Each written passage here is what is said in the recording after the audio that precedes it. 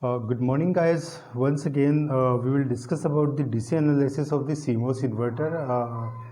The next phenomena we will discuss in this slide, right?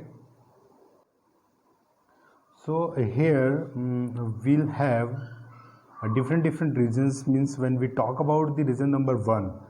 So in this case, when we apply an input voltage between 0 to or 0 and VTN, that is the threshold voltage for the NMOS. So the PMOS devices on, since a low voltage is being applied to it, right? The NMOS devices is off.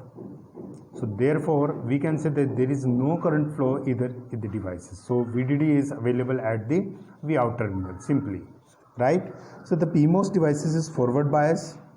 Why it is forward bias? Because VGS, or the gate to source, or the source to gate voltage, is greater than VTP, that is the threshold voltage of the PMOS, and therefore on the MOSFET is in the linear region, that is VSD, means drain to source voltage, is less than equal to VGS plus VTP, which is equal to VDD minus VTP and minus VO. Okay, the NMOS devices is cut off since the input voltage is below threshold voltage of the NMOS, which is the value of V input is equal to VGS is less than VTN. So the power dissipation is 0 in this region. Okay, when further increase and comes to the region number 2, here we raise the input voltage above threshold voltage of the N, means VTN.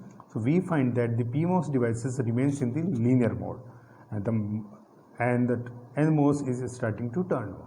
Okay, the PMOS device is in the linear mode, as I told you. So VDS is less than equal to VGS plus VTP, that is the threshold voltage for the PMOS, and the NMOS devices in the saturation region because it is started to turn on. So V input, or the initial input for the NMOS, is equal to V0 minus the initial voltage of the PMOS, initial voltage of the NMOS minus threshold voltage of NMOS. So current now flow through both the devices because one is in the linear mode and the second one is in the saturation mode. So P in the linear mode and NMOS is in the saturation mode. So current is starting to flow through the both devices and power dissipation is no longer 0.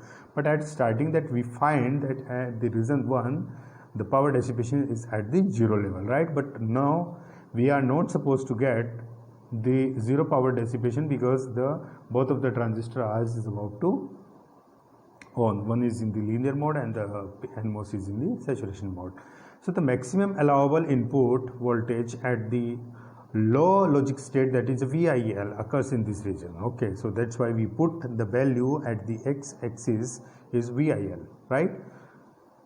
So now come to the region number 3. So in the middle of the region number 3, there exists a point where VI and VI is equal to Vout, means the initially the input voltage is equal to output voltage. So initially we can say that this is the point where exactly both the reason number 4 is 3 is very important because at this point we have the input voltage is equal to the output voltage. So we can say that this is a point where exactly both of the transistors are in the saturation region, means at an instant of time they both are on. Okay, so we label this point VM and identify it as the gate threshold voltage. So the voltage drop across the NMOS devices is equal to the voltage drop across the PMOS devices when the input voltage is VM. Okay, so the PMOS device is in the saturation region and we have the value of the VDS is equal to VGS plus VTP and can further equate is equal to VDD minus VO plus VTP, and the NMOS devices is also in the saturation region and the value we are getting here VDS is equal to or greater than VGS minus VTN is equal to VO minus VTN, right? So power dissipation reaches at a peak in this region, so namely at where VM is equal to VI is equal to V0, right? Now we have to discuss about the region number 4. So at this point when V approaches to the input value further increase, so definitely we are gonna to get a value different, right? So at starting we have a less value, but now further we are increasing, so definitely the output would reduce. So reason number 4 occurs between an input voltage slightly higher than Vm but lower than the VDD minus VTP. Now the NMOS devices is conducting in the linear region and the PMOS is still in the saturation region, because the region number 3 where both the transistors are in the saturation region. So now P itself in the saturation region. The reason is effectively the reverse of the region number 2, right?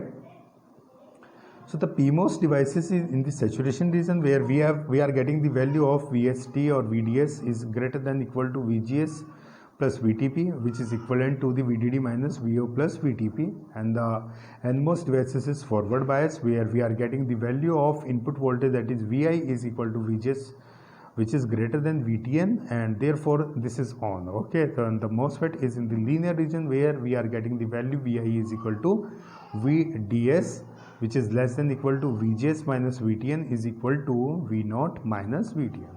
And the minimum allowable input voltage at this level, we can say that it is a logic high state, that is also known as a VIH.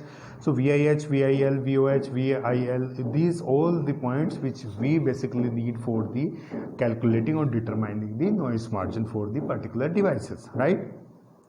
Now come to the reason number 5.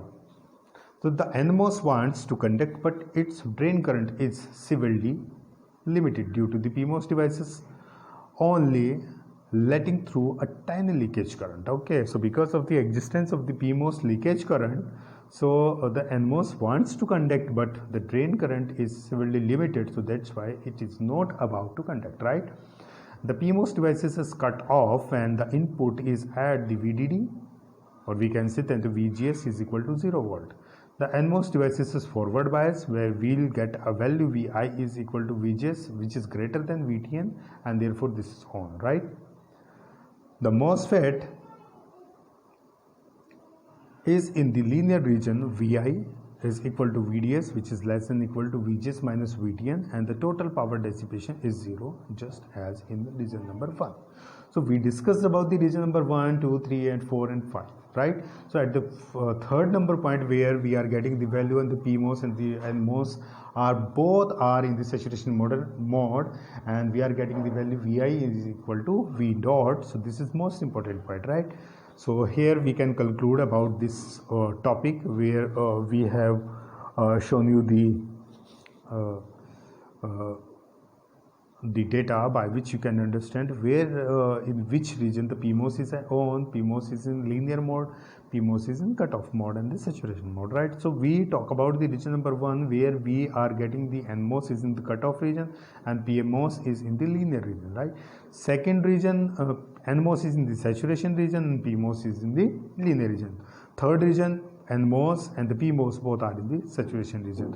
Region number 4th, NMOS is in the linear region and PMOS is in the saturation region. Region number 5, NMOS is in the linear region and PMOS is in the cutoff region. Okay, so this is all about the characteristics of the CMOS inverter, where we can define the number of regions, and the point by point we can understand the phenomena, how this reaches to the peak value, how these point we are getting, and at that point where we are getting the value of VIL and VIH. So with the help of these kind of the point where at the output level we are getting the value of V output low and V output high, and at the input level we are getting the value of V input low and V input high. So both of the level at X level and the Y level we are getting the two values at one side.